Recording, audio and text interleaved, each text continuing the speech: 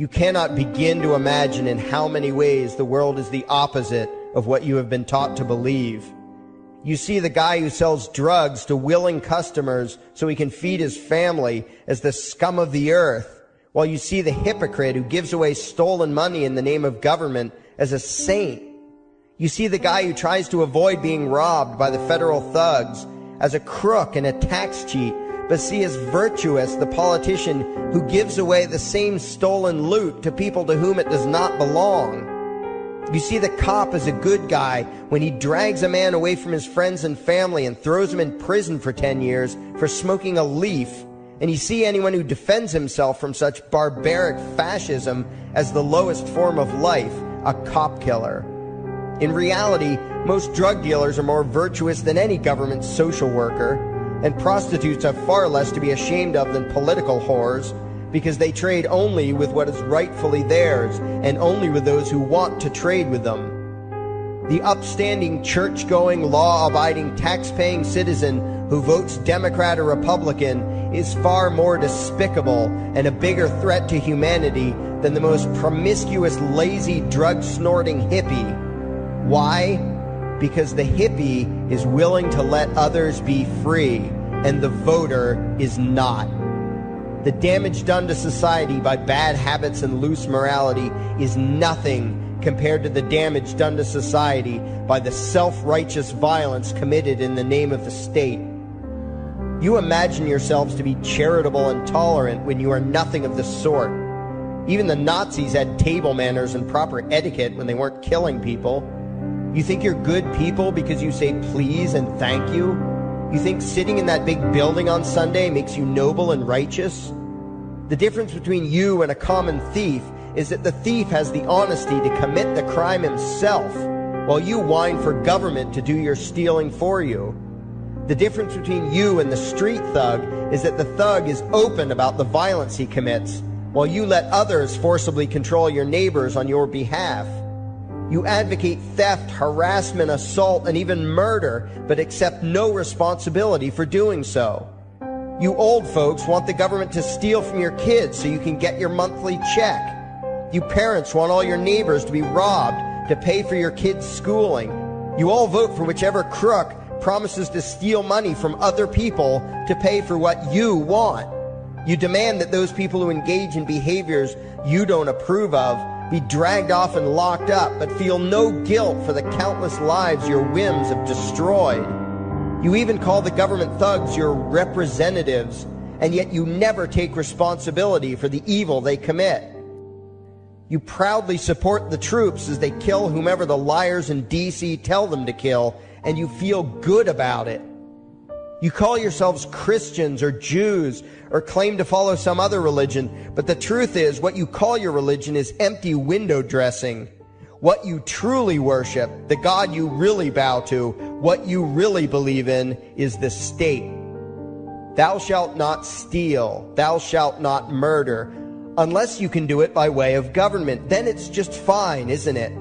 If you call it taxation and war, it stops being a sin, right? After all, it was only your God that said you shouldn't steal and murder, but the state said it was okay. It's pretty obvious which one outranks the other in your minds.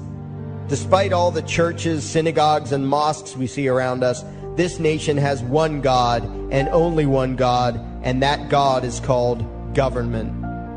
Jesus taught nonviolence and told you to love your neighbor, but the state encourages you to vote for people who will use the violence of government to butt into every aspect of everyone else's life.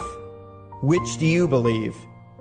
To those about to stone a woman who had committed adultery, Jesus said, "Let him who is without sin cast the first stone." But the state says it's perfectly fine to lock someone up if they do something you find distasteful, such as prostitution. Which do you believe? The Christian God says, "Thou shalt not covet," but coveting is the lifeblood of the beast that is the state. You are taught to resent, despise, and hate anyone who has anything you don't have. You clamor for the state to tear other people down, steal their property, and give it to you. And you call that fairness. The Bible calls it coveting and stealing. You are not Christians. You are not Jews. You are not Muslims.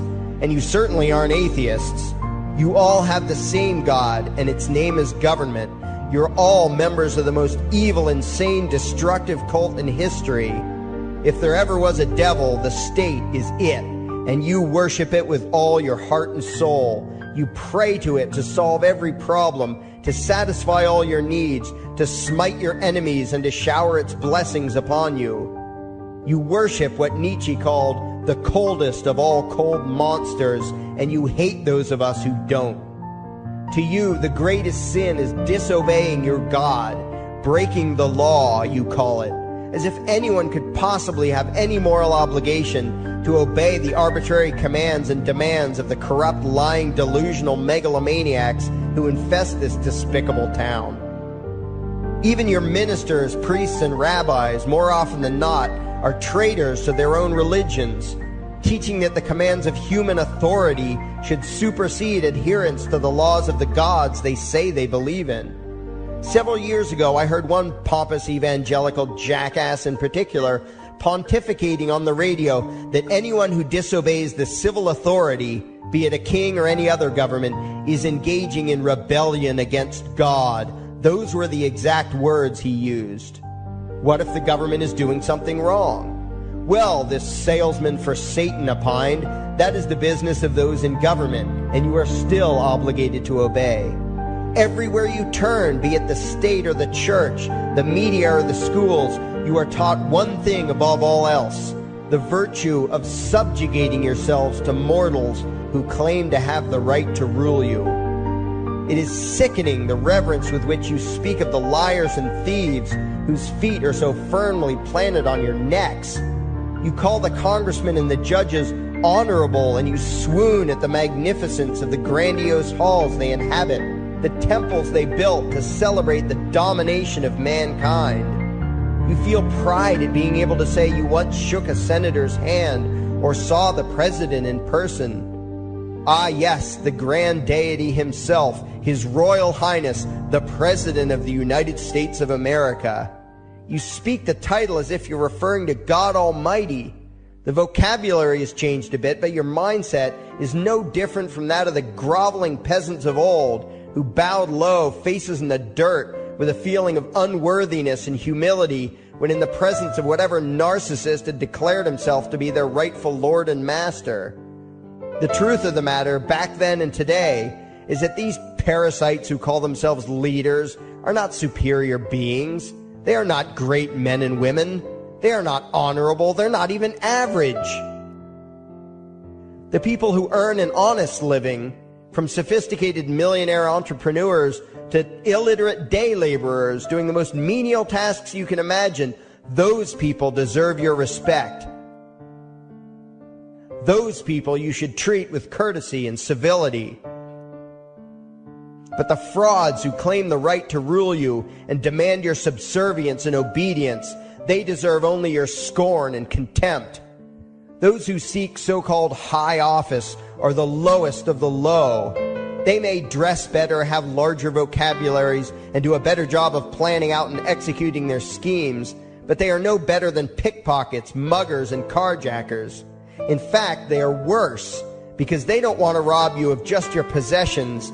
They want to rob you of your very humanity, deprive you of your free will, by slowly leeching away your ability to think, to judge, to act, reducing you to slaves in both body and mind.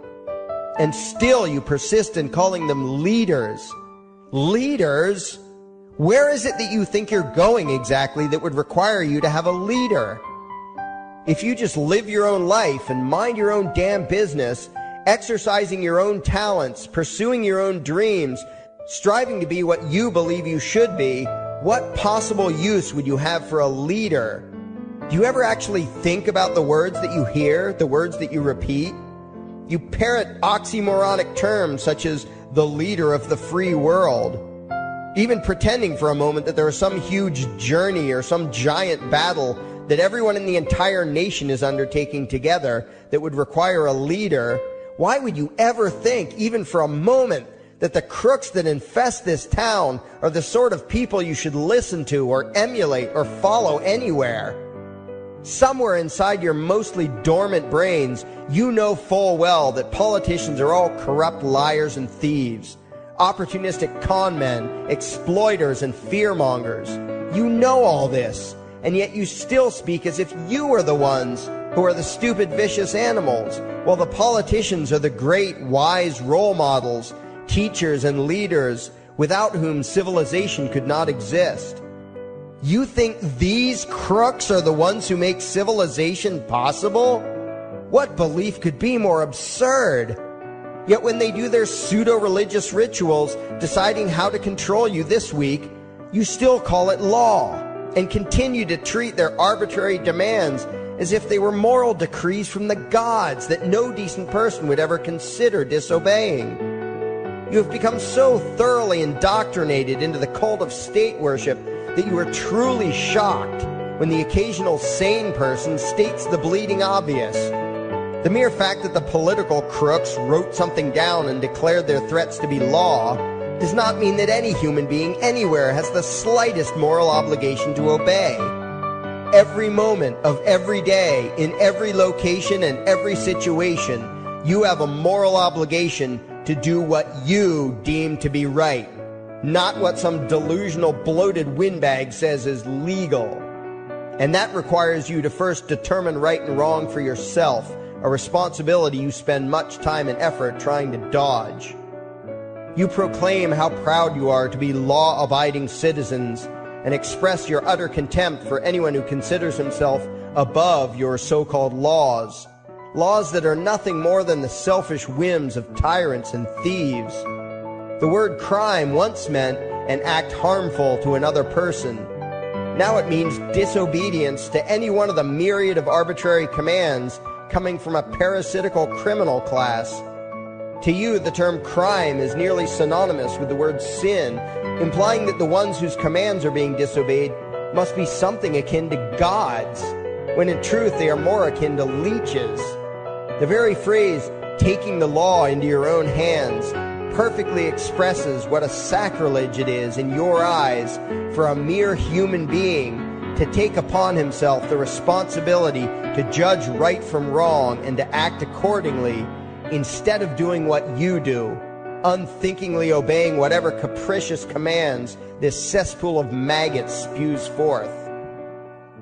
You glorify this criminal class as lawmakers and believe that no one is lower than a lawbreaker, someone who would dare disobey the politicians. Likewise, you speak with pious reverence of law enforcers, those who forcibly impose the politicians' every whim upon the rest of us. When the state uses violence, you imagine it to be inherently righteous and just, and if anyone resists, they are, in your eyes, contemptible lowlifes, lawless terrorist criminals. Like the lawless terrorist criminals who helped slaves escape the plantations. Like the lawless terrorist criminals who helped Jews escape the killing machine of the Third Reich. Like the lawless terrorist criminals who were crushed to death under the tanks of the Red Chinese government in Tiananmen Square. Like all the lawless terrorist criminals in history who had the courage to disobey the never-ending stream of tyrants and oppressors who have called their violence authority and law. And that includes the lawless terrorist criminals who founded this country. Everything you think you know is upside down, backwards, and inside out. But what has to take the cake, the height of your insanity, is the fact that you view as violent terrorists the only people on the planet who oppose the initiation of violence against their fellow men. Anarchists, voluntarists, and libertarians. We use violence only to defend ourselves against someone who initiates violence against us. We use it for nothing else. Meanwhile, your belief system is completely schizophrenic and self-contradictory. On the one hand, you teach the young slaves that violence is never the answer. Yet out of the other side of your mouths, you advocate that everyone and everything, everywhere and at all times be controlled, monitored, taxed, and regulated through the force of government. In short, you are teaching your children that the masters may use violence whenever they please, but the slave should never resist. You indoctrinate your children into a life of unthinking, helpless subservience. You are putting the chains around their little necks and fastening the locks tight. And worst of all, you feel good about it. Out of one side of your mouths, you condemn the evils of fascism and socialism and lament the injustices of the regimes of Hitler, Stalin, and Mao. While out of the other side of your mouths, you preach exactly what they did. The worship of the collective, the subjugation of every individual to that evil insanity that wears the deceptive label, the common good. You babble on and on about diversity and open-mindedness, and then beg your masters to regulate and control every aspect of everyone's lives, creating a giant herd of unthinking conformist drones. You wear different clothes and have different hairstyles, and you think that makes you different. Yet all your minds are enslaved to the same club of masters and controllers. You think what they tell you to think and do what they tell you to do while imagining yourselves to be progressive, thinking, and enlightened.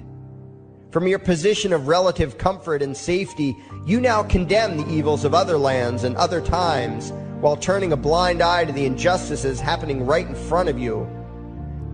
You tell yourself that had you lived in those other places, in those other times, you would have been among those who stood up against oppression and defended the downtrodden. But that is a lie. You would have been right there with the rest of the flock of well-trained sheep, loudly demanding that the slaves be beaten, that the witches be burned, that the nonconformists and rebels be destroyed. How do I know this? Because that is exactly what you are doing today. Today's injustices and oppressions are fashionable and popular, and those who resist them, you tell yourselves, are just malcontents and freaks, people whose rights don't matter, people who deserve to be crushed under the boot of authority. Isn't that right? You bunch of spineless, unthinking hypocrites, look in the mirror. Take a good look at what you imagine to be righteous and kind. You are the devil's plaything.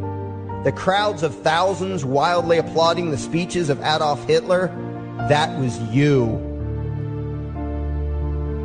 The mob demanding that Jesus Christ be nailed to the cross, that was you. The white invaders who celebrated the wholesale slaughter of those godless redskins, that was you. The throngs filling the Colosseum, applauding as the Christians were fed to the lions, that was you.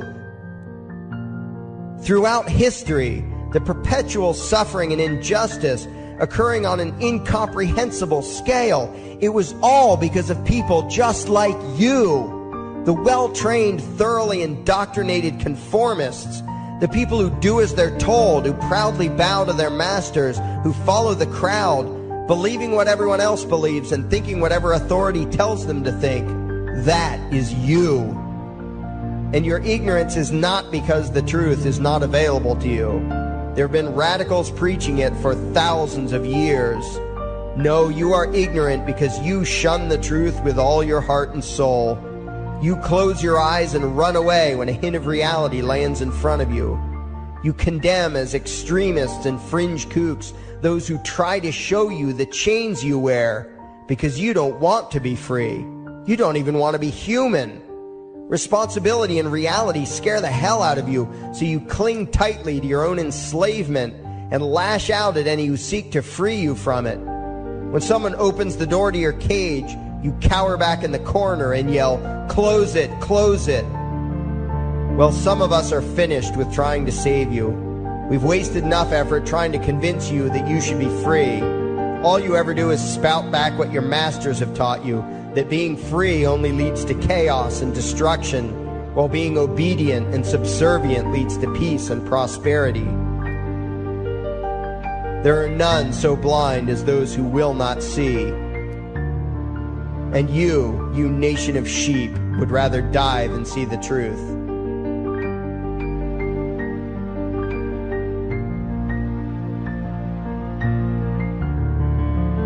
The difference between you and the street thug is that the thug is open about the violence he commits, while you let others forcibly control your neighbors on your behalf. You advocate theft, harassment, assault, and even murder, but accept no responsibility for doing so. You old folks want the government to steal from your kids so you can get your monthly check. You parents want all your neighbors to be robbed to pay for your kids' schooling. You all vote for whichever crook promises to steal money from other people to pay for what you. You cannot begin to imagine in how many ways the world is the opposite of what you have been taught to believe. You see the guy who sells drugs to willing customers so he can feed his family as the scum of the earth, while you see the hypocrite who gives away stolen money in the name of government as a saint. You see the guy who tries to avoid being robbed by the federal thugs as a crook and a tax cheat, but see as virtuous the politician who gives away to those who want to trade with them. The upstanding, church-going, law-abiding, tax-paying citizen who votes Democrat or Republican is far more despicable and a bigger threat to humanity than the most promiscuous, lazy, drug-snorting hippie. Why? Because the hippie is willing to let others be free, and the voter is not. The damage done to society by bad habits and loose morality is nothing compared to the damage done to society, the same stolen loot to people to whom it does not belong. You see the cop as a good guy when he drags a man away from his friends and family and throws him in prison for 10 years for smoking a leaf, and you see anyone who defends himself from such barbaric fascism as the lowest form of life, a cop killer. In reality, most drug dealers are more virtuous than any government social worker, and prostitutes have far less to be ashamed of than political whores, because they trade only with what is rightfully theirs, and only by the self-righteous violence committed in the name of the state. You imagine yourselves to be charitable and tolerant when you are nothing of the sort. Even the Nazis had table manners and proper etiquette when they weren't killing people. You think you're good people because you say please and thank you? You think sitting in that big building on Sunday makes you noble and righteous? The difference between you and a common thief is that the thief has the honesty to commit the crime himself, while you whine for government to do your stealing for you.